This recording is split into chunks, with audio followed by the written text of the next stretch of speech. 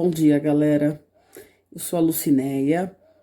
Eu vim falar um pouquinho para vocês em relação ao perito judicial e a legislação que temos hoje em relação ao perito. Está previsto no Código Civil, no artigo 156, quando a prova de fato depender de um conhecimento científico, o juiz será assistido por um perito. Está previsto do artigo 156 ao 158 que quando o juiz precisa de um profissional especialista em determinada área, ele nomeia esse perito que elabora um laudo pericial que vai fazer parte do processo. Dentro do Código Civil está previsto no artigo 464 a prova pericial. Ela consiste em um exame, uma vistoria ou uma avaliação. Nós chamamos esses profissionais de auxiliares da justiça, podendo ser perito, administradores, tradutores.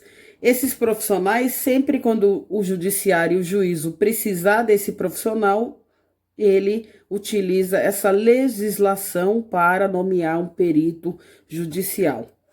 E o que a gente tem dentro do nosso Código de Ética do Assistente Social em relação à legislação?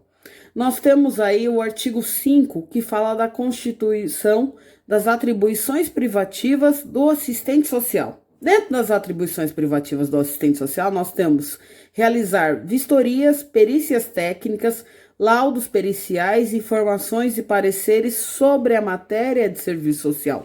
Então, está previsto também no nosso Código de Ética que o assistente social, como perito social, termo que nós utilizamos quando é um assistente social que realiza essa perícia, ele pode realizar essa perícia técnica e esse laudo pericial.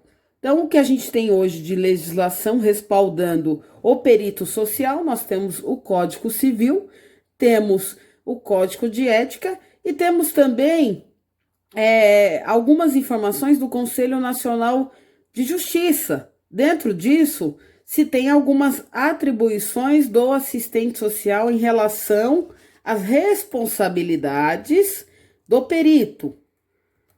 Essas responsabilidades, ela vai trazendo aí como que é a atuação do perito e o que ele precisa fazer dentro dessa legislação. Então, temos aqui, no artigo 12, ele diz assim, que é dever dos profissionais cadastrados atuar com diligência, cumprir os deveres previstos da lei, observar o sigilo profissional. Eu acho que isso é muito importante, eu acho que isso está dentro do Código de Ética do Assistente Social.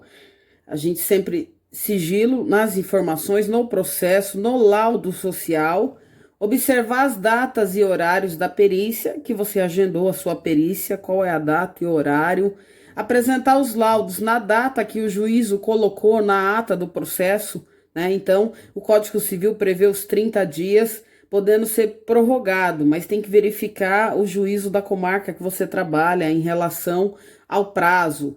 E, se necessário, complementar o laudo, tá? Então, está previsto também apresentar laudos complementares, laudo pericial e os complementares.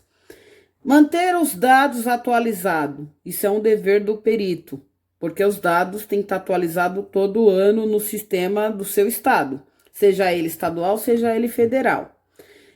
Devolução dos autos judiciais quando determinado pelo juízo. Nós temos muitos processos digitais, a maioria, mas ainda tem processos que são físicos. Você pode utilizar, ir até a comarca, olhar, verificar, fazer a leitura, tirar cópia desse processo. No entanto, quando o juiz solicitar, tem que ser devolvido para o magistrado.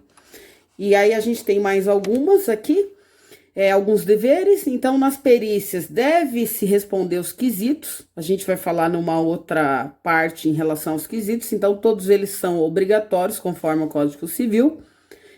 Uma outra coisa muito importante que diz aqui é identificar o periciano sobre o procedimento adotado na hora da perícia.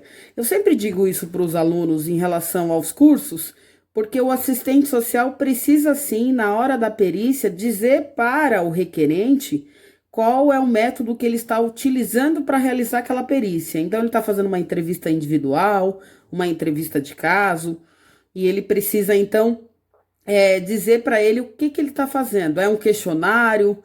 Qual é o estudo? Eu tenho um quesito? Isso tem que estar claro como que vai ser feito essa perícia.